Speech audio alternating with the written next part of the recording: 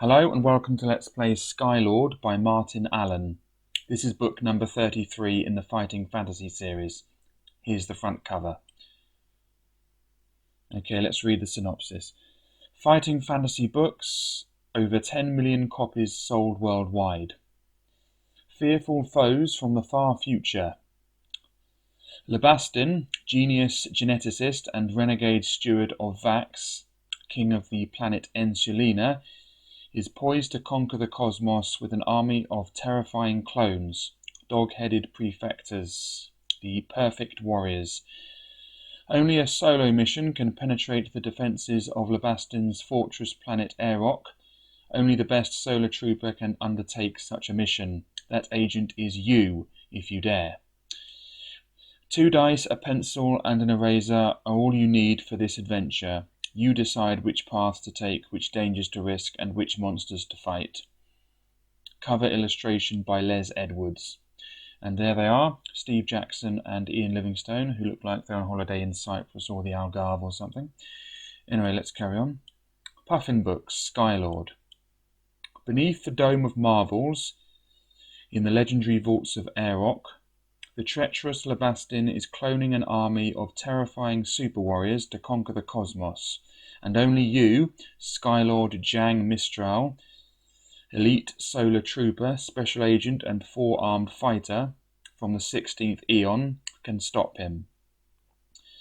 Armed with a laser sword and pistol, electro javelin and spiked buckler, you must journey into the vaults and defeat the evil mastermind. But beware, Lebastin has set many traps. Monsters, mutants and space brigands lie in wait for the unwary, and success is by no means certain. If you fail, millions will die. If you succeed, you will win a prize almost beyond your wildest dreams. 2 dice, a pencil and an eraser are all you need to embark on this thrilling adventure, which is complete with its elaborate combat system and a score sheet on which to record your gains and losses. Many dangers lie ahead, and your success is by no means certain. You decide which routes to follow, which dangers to risk, and which monsters to fight. Okay, so this is book number 33, so we've done Slaves of the Abyss, and we're on book 33, Skylord. Anyway, Steve Jackson and Ian Livingstone present Skylord by Martin Allen, illustrated by Tim Sell, Puffin Books. Thanks to Keith, Richard, Andrew, Gail, Kugel, Mum and Dad. Okay, let's carry on. About your star system. Okay, I'll put, as they say, a timestamp in the video description, which will skip immediately to this, and it will skip immediately to paragraph 1, so you can avoid having to listen to me read, or the introduction. Anyway, about your star system. You are Skylord Jang Mistral, elite solar trooper, special agent and 4-armed humanoid warrior from the 16th Eon. Your home planet Ensulina is just one of countless thousands of worlds inhabiting the famous Holophalux star chain, a dazzling spray of more than 100,000 live stars and innumerable planetoids bordering the Berenice's supergalaxy. Some of these worlds, whether baking in the wild solar flares of nearby suns or wandering the bitterly cold galactic wastes, are only lifeless husks. These are of little value to anyone except the ruthless galactic pirates and space desperados who use them for their evil purposes. Yet there exist many other worlds less daunting, with kinder climates and hospitable environments. On many of these, a wondrously diverse array of life forms have established themselves. Your own race, the Ensolvars, is a blood mix of 2 ancient nations, the Dawn-time Enzals, the planet's original inhabitants, and the Ivars, a war clan from Iajax Green. The Ivars invaded Ensulina during the Second Aeon, at first defeating and later mixing into the more populous Enzul race. The resulting nation of grey-eyed, four-armed humanoids retained the best traits of their ancestors: the culture and wisdom of the Enzuls and the courage of the Ivars. As a result, they have been respected and admired by the inhabitants of many other planets in the star system, particularly the two-armed humanoids, and enjoyed a peaceful existence for many years. During the 12th Aeon, however, a vast galactic war suddenly broke out.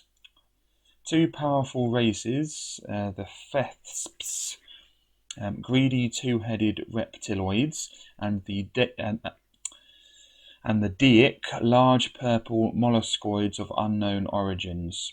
Always deadly rivals, had secretly amassed mighty armies and space fleets.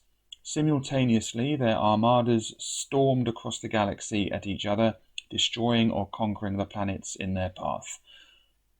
The war raged for thousands of years, during which time Ensulina was conquered by the merciless Deic. The Ensolvars were enslaved and forced to produce war machinery for their captors. Only gradually, following wave upon wave of murderous assaults on each other, did the strength of the Deic and Thesps begin to wane. In the 13th Aeon, the enslaved races of thousands of worlds were sparked to revolution. Led by Ari Skyfarer, a human from Arbitract, they rapidly ousted their cruel masters and, employing the weaponry they had previously been forced to build, finally drove both the Deic and Thesps from the star system. At the end of the war signalled the beginning of the long peace which has lasted to this day. Ari Skyfarer, the greatest galactic hero, was crowned first Grand Emperor, and in order to maintain a lasting peace, the Council of Star Kings was formed. The Council, whose members include the kings of many worlds, including your own King Vax, usually meets every 500 days at the Grand Emperor's Palace on Arbitract.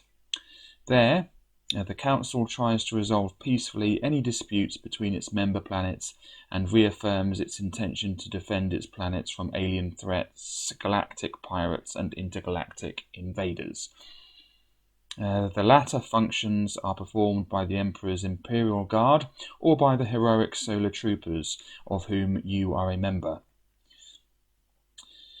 On Ensulina, the title of Lord is not a birthright, but must be earned in some way. It was your exceptional skill and courage shown when fighting in the ranks of the Solar Troopers which earned you your first lordship title, that of a Knight of Ensulina, when you were only 20 years old. Since that time, your fellow peers, the Lords of Ensulina, have often employed you as a special agent performing hazardous and extremely secret missions to ensure the scrutiny of Ensulina and the friendly worlds. Because of your accomplishments, you have been honoured with further titles, the latest, that of Sky Baron, being awarded after capturing the murderous Olaf Tharkin and his band of solar cutthroats. But now you have been summoned to appear before King Vax and your fellow lords, to be briefed on a new mission, the most perilous, most challenging, and most unusual adventure of your career. Failure will bring disaster for Ensulina. Success will bring you a treasure beyond your wildest dreams. However, before you can receive details of your mission, you must learn how to use your special skills and weapons and your starship, which will assist you during the course of your adventure. You will also require 2 dice, a pencil, and an eraser on which to record your scores and equipment gained along the way. Your abilities. Your abilities to fight, withstand damage, and escape from tricky situations are determined by your skill, stamina, and luck points. On the adventure sheet, on pages 18 to 19, you will see sections where these attributes are to be recorded. They are obtained as follows. Roll 1 die. Add 6 to the result. Enter this total as your skill. Okay, let's do that. No. Yes. Okay, so that was lucky, wasn't it? So we've got a 6, and we're adding 6 to that for our skill. So that's 12 skill. Okay, roll 2 dice. Add 12 to the result. Enter this total as your stamina score. If your stamina ever reaches 0, then you have been killed. Okay. So 2 dice and add 12 to the result. No, no, no, yes. Okay, so that's good. So 10 plus 12 is 22. Okay, roll 1 die, add 6 to the result, enter this total as your luck. Okay, let's do that. Oh, good. First time. Okay, so add 6 to this, so our luck is 12. That was lucky. Okay, so now we're moving on. Using luck. From time to time, you will be called upon to test your luck. When this occurs, roll 2 dice. If the result is less than or equal to your current luck score, then you have been lucky. If the result exceeds your current luck score, then you have been unlucky. Each time you test your luck, you must deduct 1 point from your current luck score. Thus, the more you use your luck, the riskier it becomes. Luck points may sometimes be restored. You will be told in the relevant paragraph when this is so, but may never exceed your initial score. Restoring stamina. During the course of your adventure, you are almost certain to lose stamina points. Generally, you may recover these by consuming provision tablets at any time other than when engaged in combat or other hostilities. You begin your adventure with 10 provision tablets. List these on your adventure sheet. Okay, let's do that. So, provision tablets. And we have 10. For each tablet you consume, you will recover 4 points of stamina. Note, however, that your stamina may never exceed its initial score. Restoring skill. There will be occasions during the adventure when you may lose skill points, and other occasions when you may gain skill points. However, your skill may never exceed its initial value. Money. You also begin your adventure with 10 credits. So let's just put money here instead of gold. So I'll just put credits. And we have 10. There we go. You also begin your adventure with 10 credits, the most common galactic currency. Add these to your adventure sheet. Combat. During the course of your adventure, you will probably be required to fight in 2 distinctly different sorts of battles, known as personal combat and combat weapon clashes. Personal combat. The rules for personal combat are much the same as in other fighting fantasy gamebooks, but with a few minor differences to keep in mind. The basic rules of combat are: 1. Combat is simultaneous. Individual combat is conducted as a series of rounds in which one combatant will inflict damage on the other. 2. Roll 2 dice and add your opponent's skill score to the roll. This total is your opponent's attack strength. 3. Roll 2 dice again and add your skill score to the roll. This total is your attack strength. 4. If your opponent's attack strength is greater than yours, the opponent has inflicted damage upon you. Deduct 2 points from your stamina. 5. If your attack strength is greater than your opponent's, you have inflicted damage upon your opponent. Deduct 2 points from your opponent's stamina. 6. If both attack strengths are equal, both attacks have missed. Start the next combat round from step 2 above. 7. Continue this combat until either your opponent's or your own stamina is reduced to 0. Death. In cases where you are instructed to fight more than one opponent, fight only the first listed. If you defeat this opponent, go on to fight the second listed, and so on. Using luck in combat. On certain pages of the book, you will be told to test your luck, and you will find out the consequences of being lucky or unlucky. However, in personal combat, but not in combat weapon clashes, you always have the option of using your luck either to inflict a more serious wound on an opponent you have just wounded, or to minimize the effects of a wound you have just received. If you have just wounded your opponent, you may test your luck as described above. If you are lucky, you have inflicted a severe wound and may subtract an extra 2 points from its stamina score. If you are unlucky, however, the wound turns out to be a mere graze and you must restore 1 point to your opponent's stamina, i.e. instead of scoring the normal 2 points of damage, you have now scored only 1. If your opponent has just wounded you, you may test your luck to try to minimize the wound. If you are lucky, you have managed to avoid the full force of the blow. Restore 1 stamina point, i.e. instead of losing 2 points, you lose only 1. If you are unlucky, you have taken a more serious wound and must subtract 1 extra stamina point. Remember that you must subtract 1 point from your luck score each time you test your luck. Combat weapon clashes. When you fight an opponent who has a rating and numbers for lasers and shields listed in the text, then you are involved in a combat weapon clash. Unlike personal combat, these encounters usually involve fighting between sophisticated combat vehicles, one of which is always piloted by you, not yourself. That is a redundant reflexive and annoying. You have already attained a good proficiency or rating in piloting many combat vehicles. Roll 1 die to determine your rating. If you roll 1, 2 or 3, your rating equals 3. If you roll 4, 5 or 6, your rating equals 4. Then enter the result in the rating box on your adventure sheet. The basic rules for combat weapon clashes are: 1. Combat weapon clashes. Unlike personal combat... I'll start again. Combat weapon clashes, unlike personal combat, are not simultaneous. To determine which craft, yours or your opponent's, will fire first, compare your rating to your opponent's rating. Your rating will not be given in the text, of course. Refer each time to your adventure sheet. If your rating number is greater than your opponent's, you will shoot first, otherwise your opponent will shoot first. The one who fires first in combat is the attacker, the other is the defender. Roll 1 die. If the result is less than or equal to the number of lasers on the attacker's combat weapon, he has scored a hit. Deduct 2 shields from the defender's combat.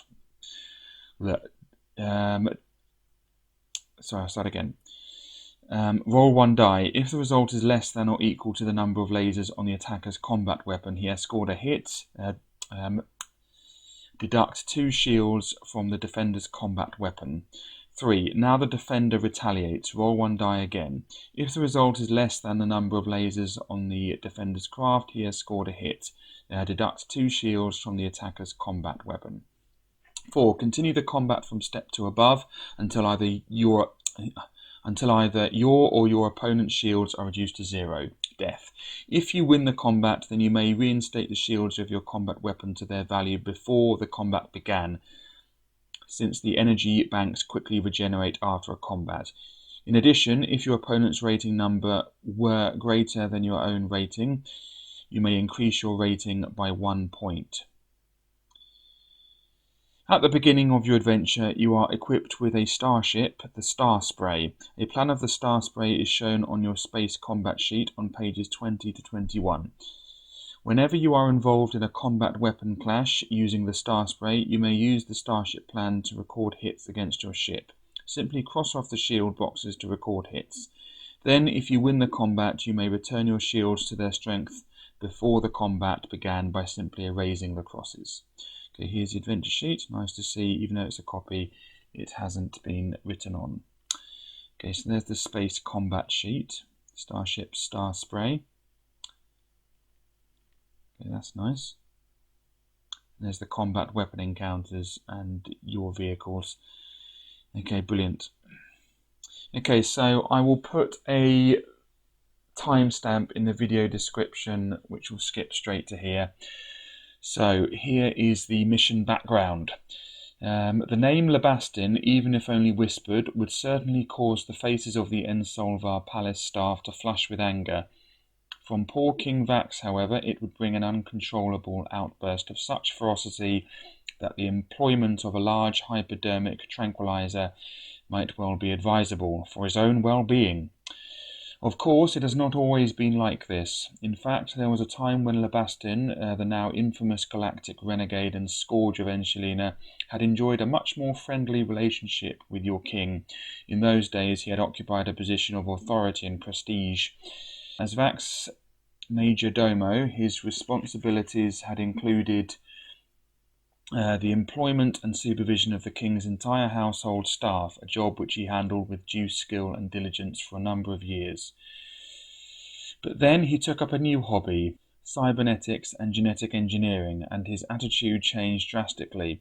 In order to pursue his leisure time activity, Lebastin had to build a laboratory and equip it with many varieties of cloning, fusing and transforming hardware, and then buy important scientific publications. Of course, all of this required a large amount of money. After running up sizable debts, Lebastin approached King Vax and begged for an increase in his modest wage. Following years of faithful service, he considered that he had earned it. The artful Vax, however, steadfastly refused, claiming that, in the interests of the national economy, virtually no one in Enchilina had been allowed a pay rise for over 200 years.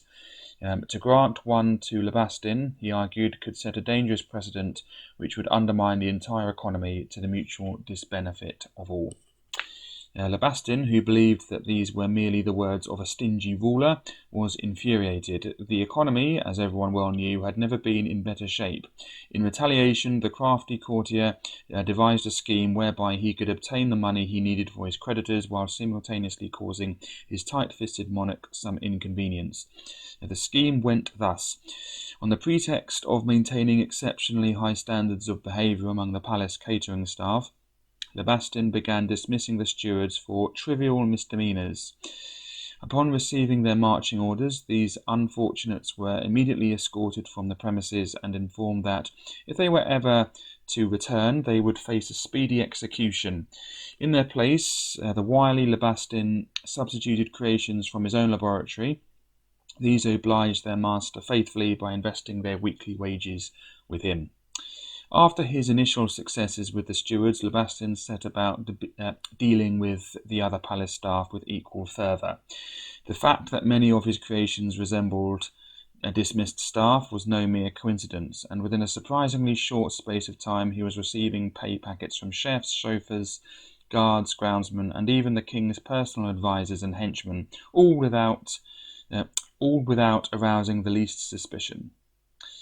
With his supplementary income thus assured, Lebastin got himself released from debt. For a while he contented himself with engineering whimsical creatures for his own amusement. The spider-fly and the gigantic fanged armadillo-bodied rhinoceros in particular were sources of great satisfaction to him. Indeed, at that time the chambers beneath his manor house fairly teemed with bizarre livestock.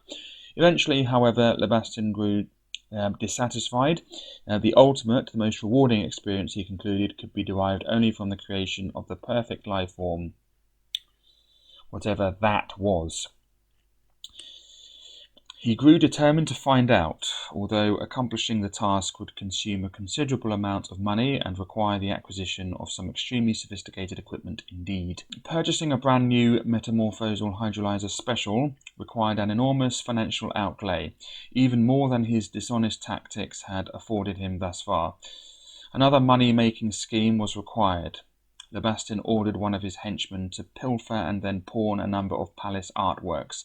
Several antique porcelain vases were first to go, followed by a crystal statuette, the personal property of the king, and a cosmoscope entitled Birth of a Star.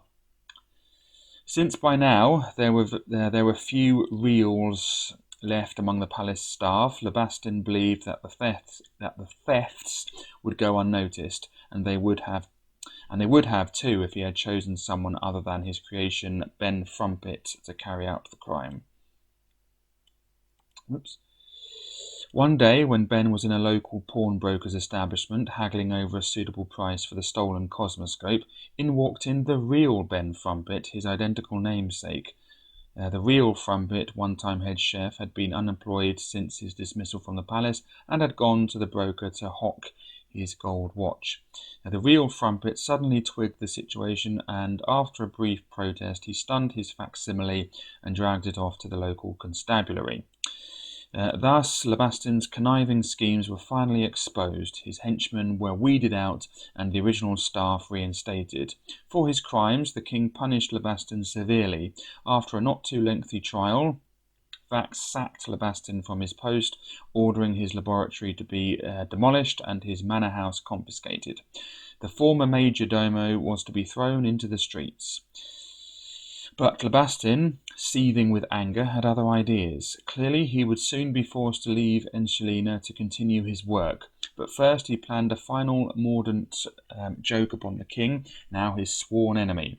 Disguising himself as a famous cosmetic surgeon, Lebastin visited the king's wife Broomhilda, offering her beautifying treatment free of charge. Naturally, Broomhilda accepted. Contrary to his promised beautification, however, the despicable mastermind played an awful prank upon her. While she was upon the operating table, he carried out certain modifications to her, extending her nose by 10 inches, enlarging her eyes to the size of small saucers, and discolouring them, one red, one green, and worst of all, grafting a large pineapple to her scalp. Sadly, a process not entirely reversible.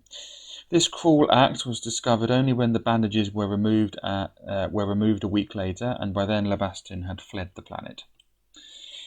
Despite the generous reward offered for his capture, Lebastin has remained hidden for years. During the past week, however, a bounty hunter has landed, bringing startling news to Enschilina. He claims to have tracked Lebastin to Aerok, a man-built fortress world orbiting the galactic rim.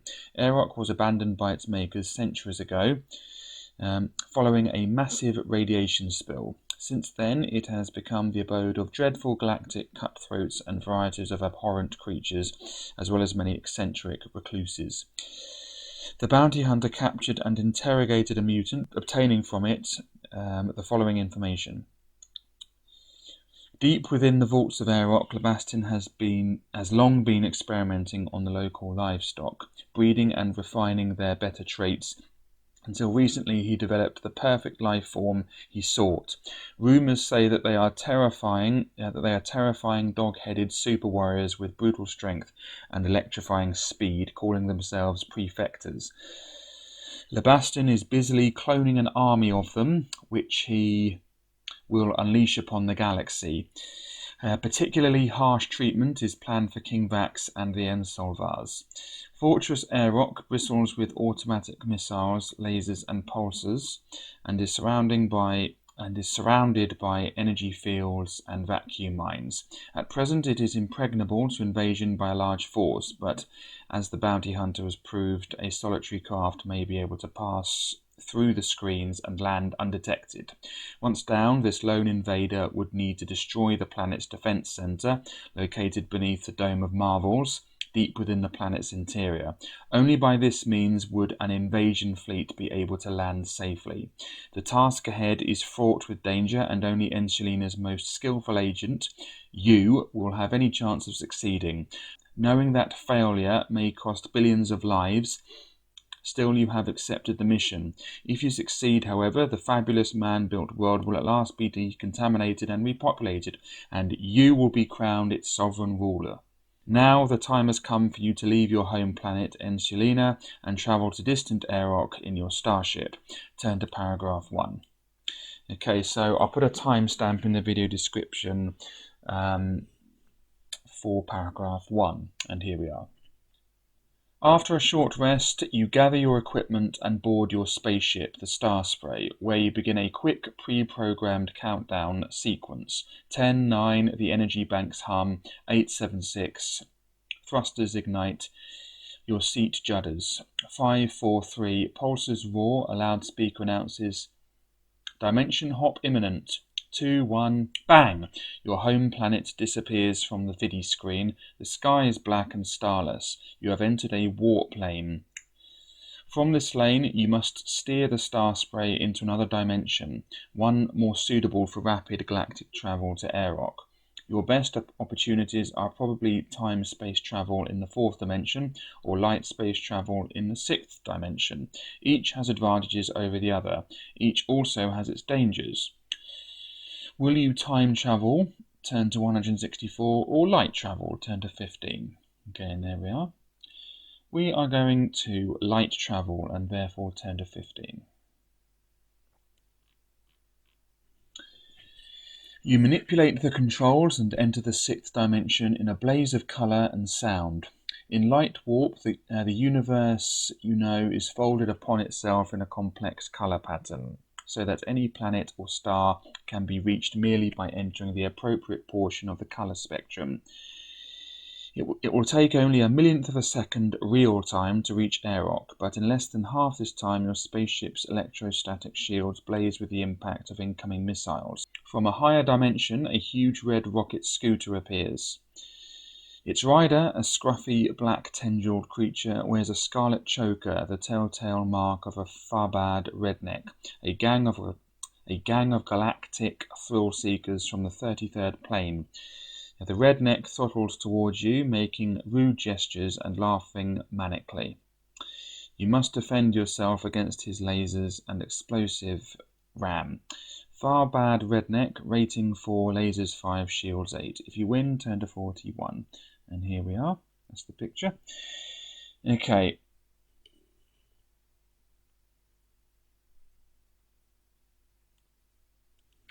Okay, so I think I forgot to determine my rating. So let's do that now. Here we are. So roll 1 die to determine your rating. If you roll 1, 2, or 3, your rating equals 3. If you roll 4, 5, or 6, your rating equals 4. So let's do that now. I forgot to do that for some reason. I think I was sort of, I think I zoned out a bit while reading that, to be honest. Anyway, okay, we get a 3, so our rating is 3. So let's just put rating here.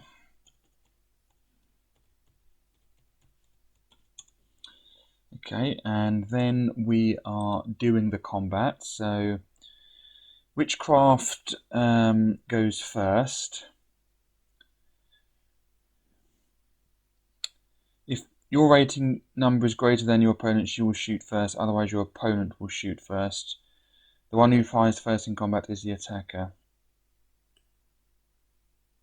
Okay, so whose rating is higher here?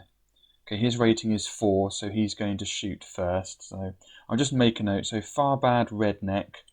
Let's make a note of that in the thingamabob here. So let's put that down. Farbad. Whoops. Redneck. Okay, so he is rating 4, lasers 5, so 4, 5, 8. So change this to rating.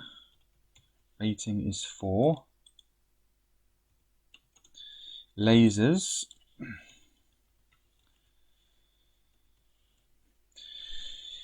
So lasers 5 and shield was 8. Shields was 8. Alright, so alright, how do we do this again? Let me just look at the combat thingamabob. Okay, so roll 1 die. So he's shooting first. If the result is less than or equal to the number of lasers on the attacker's combat weapon, he has scored a hit. Okay, so we have to roll a die.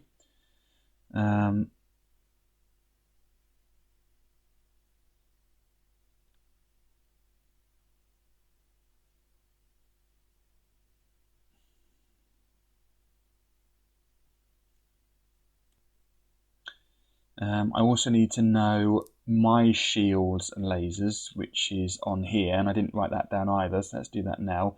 So 4 lasers and 12 shields I'll put, because that's what we have. So let's write that down now. So lasers is 4, and shields is 12. Okay, so we pretty much roll 1 die. He goes first. If the die roll is less than or equal to my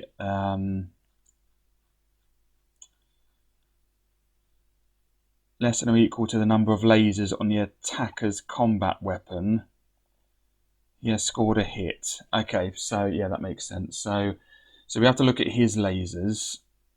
So his lasers are 4. So he needs this die roll to be less than or equal to 4. Yeah, that makes sense. So, which it was annoyingly. So he did score a hit. So that means we've lost 2 shields. So let's put our shields down to 10. Okay. Yeah, from the defender's combat weapon. Now the defender retaliates. So, okay. I won't lie to you, yeah, this is a little bit confusing. Now the defender retaliates. Roll 1 die again. If the result is less than number of lasers on the defender's craft, he has scored a hit. So how many lasers do I have? I have, how many lasers do I have? I have 4. So I need this to be 4 or lower, which it was. That's quite lucky. So I've scored a hit now. So that means he goes down to 6. Okay, then what happens? Continue the combat from step 2 above until these shields are 0. Okay.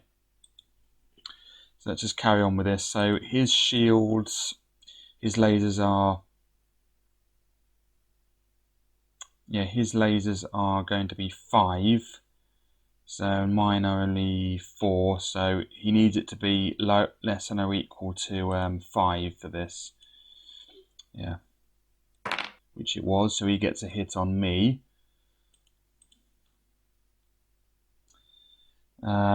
He gets a hit on me, so that puts my shields down to 8. Now it's my turn, so I need this to be less than or equal to 4 again, which it is. Good. So, whoops, that puts him down to 4. Then we want it to be less than or equal to 5 because it's all determines.